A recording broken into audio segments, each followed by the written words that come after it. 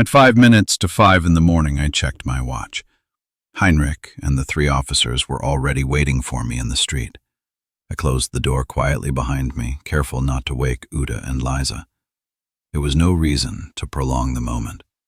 Whatever remained of normal life had already slipped beyond reach. "There is no point in sinking into despair," the Hauptsturmführer said flatly. "Our oath was to Hitler. That makes us different from the rest of the armed forces." "Hitler is dead," I thought. He continued, explaining that he had considered the situation carefully. According to him, we were now on the wrong side of history, geography, and power. If we stayed where we were, only imprisonment, torture, or death awaited us. The sensible course, he argued, was to act together and find a way across the Elbe into American hands. I was not shocked by his words. Since our retreat from the Oder, it had been clear to me that the end was approaching. The grand narrative we had been fed for years, saving Europe from Bolshevism, defending civilization, had collapsed under the weight of reality. What remained was survival. Surrendering to the Soviets was not an option. We had seen too many Waffen-SS men captured by the Red Army, and too few ever return. Under such circumstances, the mind narrows its focus. Ideology fades. Only the will to live remains. As dawn broke without sunlight, I forced thoughts of home out of my mind. The world in which I had grown up no longer existed. Somewhere in the distance, a single rifle shot cracked through the air. Perhaps someone had decided that he could go no further. After several kilometers of marching across open country, we reached the banks of the Elbe. We passed the abandoned barge where only days earlier we had collected food from our reluctant hosts. Farther downstream, movement caught our attention. A boat was crossing the river, guided by a cable stretched between the banks. On board were American soldiers, pulling the vessel toward a group of Wehrmacht men waiting on our side. The Obersturmführer raised his MP40 slightly. "Why don't they fire on the boat?" he muttered angrily. The Hauptsturmführer shook his head. "There will be an entire American army on the other side. They can't fight them all, and neither can we." "If we surrender now," Heinrich said quietly, "it might be our chance to cross." Without waiting for approval, the Hauptsturmführer stepped forward and shouted a greeting. An American voice answered in flawless German. "We won't fire on you," the voice called back. "Not unless you fire first." Weapons slung over our shoulders, we approached the riverbank. An American officer stood at the bow of the boat, chewing gum. He introduced himself as Cohen. "I have a little proposition for you, gentlemen," he said casually. "Is the war over?" one of our younger officers asked impatiently. "No," Cohen replied, "but I reckon it will be in a few days." His offer was simple. He would take us across. In return, he wanted watches, medals, rings, especially pistols, Lugers, if we had them. The Hauptsturmführer considered the proposal, then shook his head. "I cannot accept," he said, "but my men may decide for themselves." Only Heinrich stepped forward. "I've had enough," he said. "I'm going." The American officer helped him into the boat. As it pulled away, Heinrich turned and smiled back at us. "Good luck," I called. "Maybe we'll meet again," he said, waving. As the boat disappeared downstream, the Obersturmführer scoffed. "They're just businessmen," he said, "always looking for profit." Hope began to fade, until a motorboat came into view, lodged in reeds farther along the bank. We waded through shallow water and tried to free it from the mud. At first, it would not move. Then suddenly, it lurched. "Harder," the Obersturmführer urged. Water sprayed, reeds bent and broke. Then, without warning, machine gun fire erupted. Bullets snapped across the surface of the river. We scattered, diving into mud and water. Somehow, I escaped unharmed. The Americans were firing again. Later, as we regrouped downstream, one of the officers said quietly, "They must have an agreement with the Russians." That officer earlier was acting on his own. We continued along the river until I spotted a narrow, well-kept rowing boat hidden beneath foliage. This time, we would wait. Daylight crossing was too dangerous. We split into pairs, some to guard the boat, others to watch for Russian movement. I volunteered to return to Jericho, partly to gather information, partly because I had left without thanking Uta and Liza. Refugees streamed past me, women dragging children, carrying everything they owned. The Russians were coming, they said. There would be no time. Jericho itself was eerily quiet. When I reached the house, the door was unlocked. Inside, the sisters were hiding, convinced the Russians had already arrived. "They may take days," I told them. "The Americans are on the other side of the river. You'll be safer there." They hesitated. Everything they owned was here. Perhaps, they said, the Russians were not as bad as rumored. As evening approached, I returned to the river. The boat was still hidden. The plan now was clear. Wait for darkness, cross the Elbe, and disappear into the collapsing west. For the first time in years, the war no longer felt like a campaign. It felt like an escape. As dusk settled over the river, movement stirred near the meadow beyond the trees. We lifted our weapons instinctively. Figures emerged from the undergrowth, about 20 men in German uniforms, advancing cautiously. For a moment, no one spoke. The Obersturmführer whispered that if they were political troops, we should open fire immediately. "They're not wearing armbands," I replied. "Likely regular Wehrmacht." Their leader, a Feldwebel, spotted the hidden boat almost at once and quickened his pace. "Cover me," the Hauptsturmführer ordered quietly, stepping out from concealment. "Don't fire!" he shouted. "That boat is ours!" Every rifle in the patrol swung toward him. "What unit?" the Feldwebel demanded. "SS Leibstandarte," came the answer without hesitation. "How many?" "3 officers and 1 enlisted man." "Show yourselves!" We stepped forward slowly. Weapons remained trained on us. The Feldwebel ordered his men to lower their rifles, but the tension did not ease. "You say it's your boat," he said. "We found it earlier today. We intend to cross the Elbe tonight." "It belongs to us," the Hauptsturmführer replied evenly. "I have orders," the Feldwebel insisted, moving toward the boat. The Hauptsturmführer blocked his path, towering over him. "I said, it is ours." Instinct took over. I raised my weapon. So did Schank and the Obersturmführer. The Wehrmacht patrol responded instantly. In seconds, we stood at the center of a semicircle of rifles, close enough that any sudden movement would mean death. No one spoke. The Feldwebel stared at the Hauptsturmführer, anger and calculation warring in his eyes. Finally, he grunted and ordered 2 men to fetch his commanding officer. We waited. 20 minutes passed, each one heavy, suspended, interminable. Germans facing Germans at the end of the Reich, weapons aimed, waiting for authority to decide who would survive. At last, a senior officer arrived. "Lower your weapons," he ordered his men. Turning to our leader, he barked, "I am the superior officer here." The Hauptsturmführer did not move. "I insist you allow my men to take the boat." "We will not hand it over." The general's face reddened. He muttered under his breath, then exhaled slowly.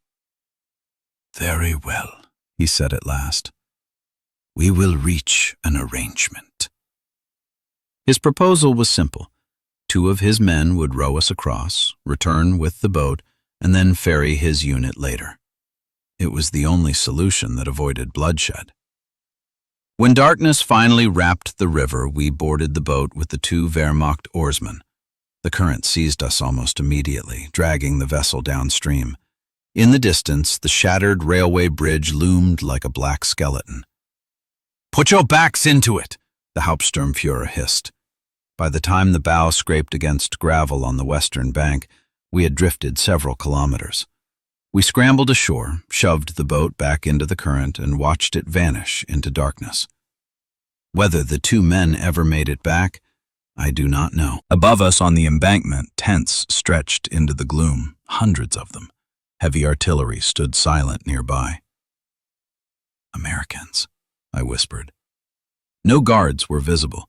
Keeping low, we skirted the riverbank until we reached woodland, then disappeared into the trees.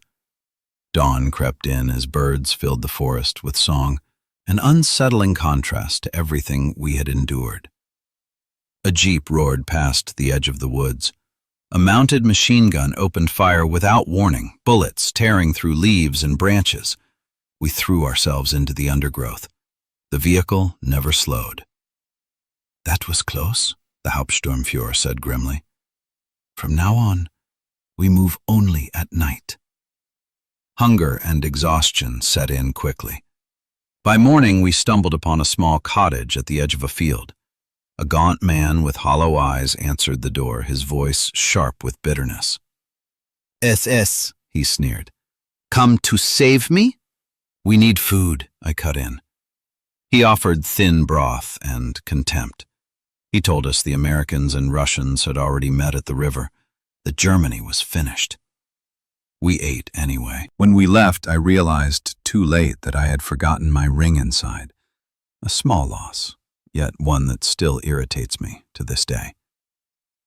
By nightfall, we pressed on through forest and field, drinking from muddy streams, stumbling forward driven by nothing but instinct. At the outskirts of Königslutter, the hospital finally came into view. The Hauptsturmführer went inside alone. When he returned, his face told us everything.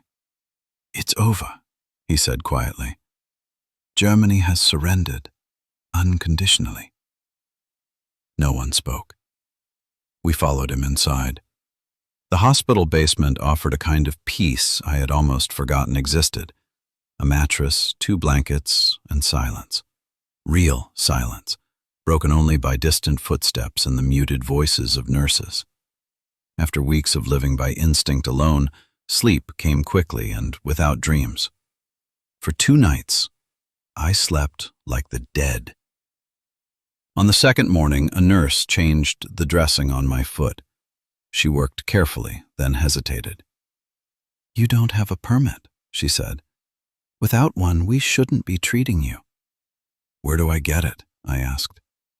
From the town hall, signed by the Bürgermeister. I promised to obtain it immediately. As soon as she left, I dressed and went upstairs to the officer's room. My uniform was beyond disgrace.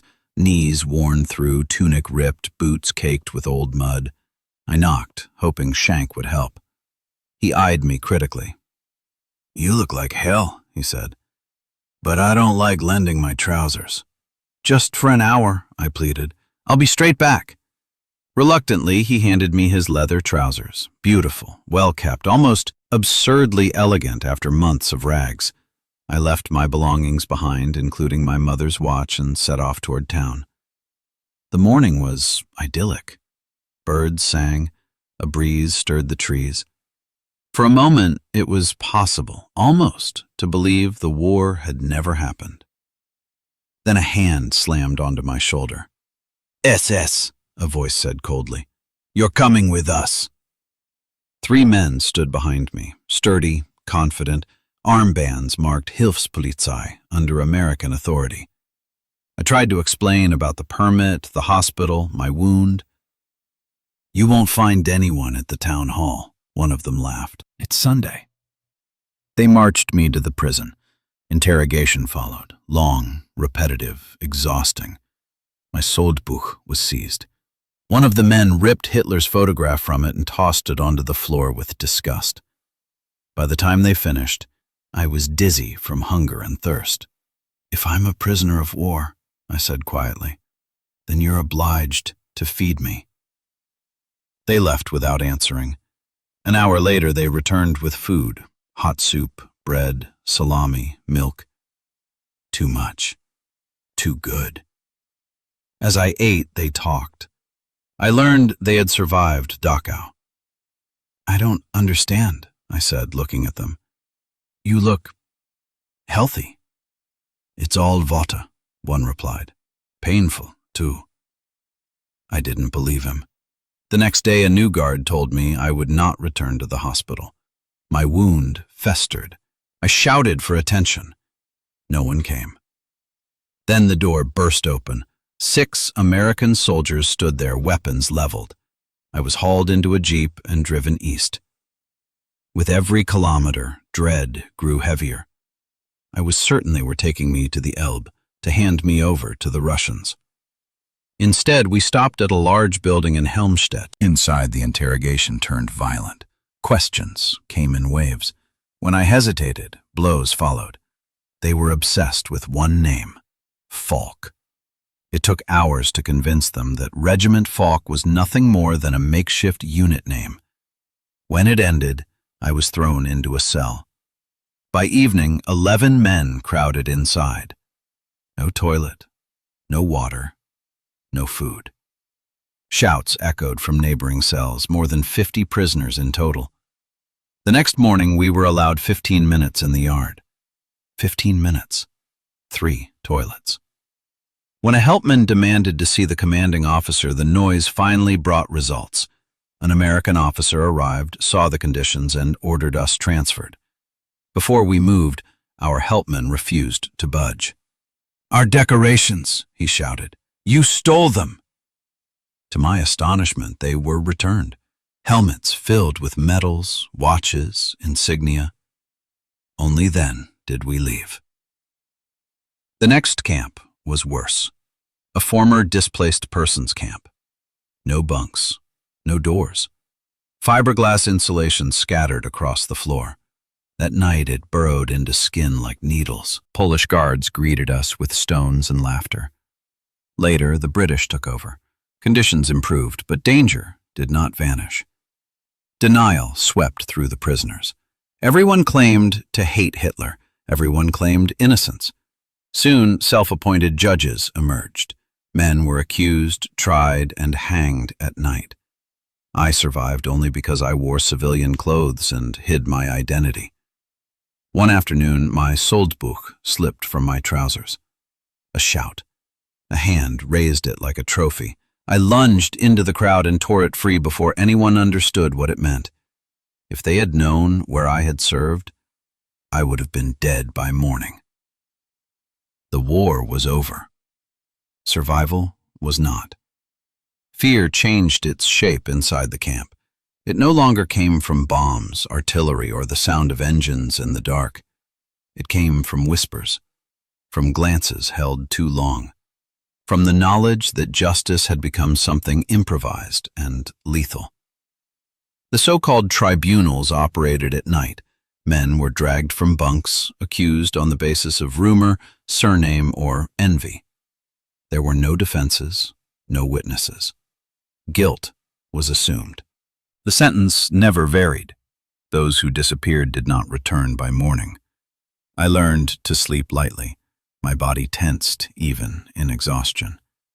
Every sound outside the hut snapped me awake. Every footstep made my heart race. Salvation arrived not as mercy, but as administration. One afternoon, my interpreter friend pulled me aside. His voice was low, urgent. "Tomorrow at 11, he said, "there will be an announcement. Anyone who fears for his safety is to report to the main gate.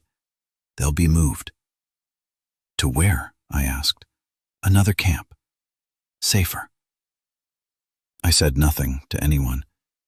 The next morning, when the announcement came, I moved immediately. 4 others followed, men like me, marked by service that could not be forgiven by our own countrymen. British guards closed ranks around us. For the first time in days, I breathed. The new camp lay near Braunschweig, in buildings once used for forced labor. 6-tier bunks swayed with every movement. The roar of traffic overhead made sleep impossible. But no one came for us at night. We were safe. Weeks passed. Then Heinrich appeared among a new transport. "They stood us in a swamp for hours," he said with a grin. "But we made it." Work followed, harvesting fields, cleaning offices, polishing boots. The labor was dull, but it fed us. Hunger receded slowly. The British treated us correctly, professionally, almost indifferently. Except for one guard, a towering Scots corporal who took pleasure in humiliation. He waited for witnesses, then laughed. I endured it in silence. In January 1946, we were moved again. Coal wagons, Antwerp harbor, a trawler packed with soldiers returning home. We were kept below, soaked, shivering. England greeted us in darkness. Then comfort returned unexpectedly. Pullman cars, tables, seats, clean floors. The absurdity of it nearly broke me. Scotland followed. Gosford camp lay near the sea, windswept and gray. Overcrowded but humane. There was a cinema, a football pitch. Time, for the first time, moved at a normal pace. Years passed. When I was released in 1948, I carried nothing with me except borrowed trousers and a trade I remembered how to practice. I settled quietly. I baked bread again. The war did not follow me, but it never left me either. Time, once the war ended, behaved strangely. Days passed without markers, no offensives, no withdrawals, no orders shouted into the wind. The absence of danger felt almost unreal, as if the body itself refused to accept that survival no longer depended on vigilance. In Gosford camp, routines replaced urgency. Roll calls, work details, meals measured not by calories but by regularity. The cinema flickered to life in the evenings, projecting images of a world that no longer belonged to us. On the football pitch, men who had once crawled through shell fire now argued about fouls and offside rules. Yet beneath this fragile normality, something had broken beyond repair. Among the prisoners, conversations circled endlessly around the same themes: who had known, who had believed, who had merely obeyed. Loyalty was rebranded as ignorance. Conviction dissolved into convenience. Men reconstructed their pasts with the care of lawyers, not historians. I listened more than I spoke. When questioned, I learned to answer briefly. I had survived too much to risk words. Silence, I discovered, was its own form of camouflage. Work assignments multiplied. Some days we harvested fields, bending beneath open skies that felt indecently peaceful. Other days we cleaned barracks or assisted British units with menial tasks. The labor was not punishment. It was containment, keeping bodies occupied while minds adjusted to defeat. Food improved, slowly. Bread became bread again, not a ration to be calculated. Soup thickened. Hunger loosened its grip, though it never entirely released it. What remained was fatigue of a deeper kind. That night, lying on my bunk, I replayed moments that no longer had consequences. Faces returned, some clear, some distorted. Men whose names I could no longer recall, but whose deaths remained precise. I wondered, without drama, why I had been spared. No answer ever came. Occasionally, guards talked. They asked about battles, about places they had only seen on maps. Their curiosity was clinical, almost academic. For them, the war was history already. For us, it was still present, lodged somewhere behind the eyes. The Scots corporal eventually disappeared. No explanation, no farewell. His absence was noted and forgotten in the same breath. Winter passed. By the time my release papers arrived, the idea of freedom felt abstract. I had learned how little movement a man truly needs to exist. Choice, once abundant, had narrowed to irrelevance. When I left the camp, there was no ceremony, no reckoning, just a gate opening and the road beyond it. I carried no uniform, no insignia, no weapon, only memory. Freedom did not arrive with revelation. It arrived quietly, without witnesses, without judgment, and without explanation. A gate opened. A name was called. Papers were handed over. I stepped onto a road that did not lead back to the past. There was no crowd waiting. No one asked where I had been or what I had done. The world had already moved on, and it had done so with remarkable efficiency. I traveled light. The possessions that had once defined me, uniform, rank, insignia, had either been discarded, buried, or stripped away. Even my name felt altered, reduced to something functional rather than symbolic. What remained could not be surrendered or confiscated. Memory, habit, and the reflex to measure danger in every silence. I settled where anonymity was possible. Bread became my profession again, not as metaphor, not as redemption, but as routine. Dough demanded attention. Ovens required timing. Work had weight and consequence, but not ideology. Flour did not ask questions. People around me spoke of rebuilding, of Europe, of the future. Their language was optimistic, procedural, forward-looking. I learned quickly that the past was unwelcome unless it arrived already resolved. So I did not volunteer stories. At night, however, the past returned uninvited. It did not arrive as spectacle. There were no grand scenes, no banners or speeches. It came as fragments. The smell of wet earth, the sound of boots on stone, the way fear tightened the chest just before dawn. I remembered faces more than events, men who laughed in moments that should not have allowed laughter, men who shared food without being asked, men who vanished between one day and the next, leaving behind no explanation and no marker. I thought often of how belief had narrowed. At the beginning, everything had seemed clear: duty, loyalty, purpose. Over time, those certainties had thinned, then fractured, then collapsed entirely. What replaced them was not enlightenment, but endurance. The war had not been sustained by conviction in its final years. It had been sustained by momentum, fear, and the inability to imagine stopping. In captivity, I had seen how quickly loyalty could reverse itself. Men who had sworn oaths now denied memory. Symbols once worn with pride became liabilities to be hidden or destroyed. This transformation was not unique, nor was it rare. It was human. Survival reshapes truth with ruthless efficiency. I did not judge them. I had learned too much about myself to judge anyone else. The war had taught many lessons, but none of them were tidy. Courage and cruelty had shared the same uniforms.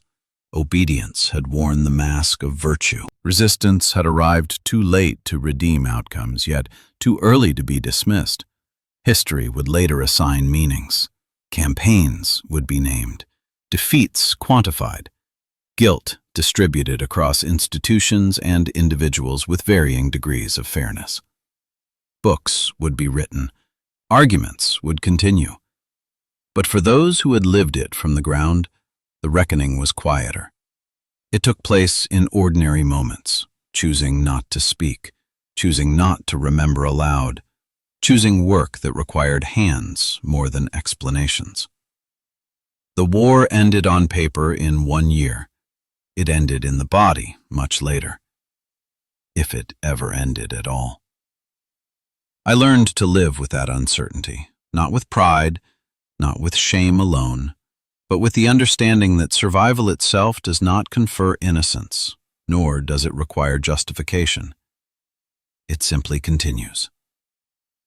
That, perhaps, was the final truth of the war. Not victory, not defeat, but continuation.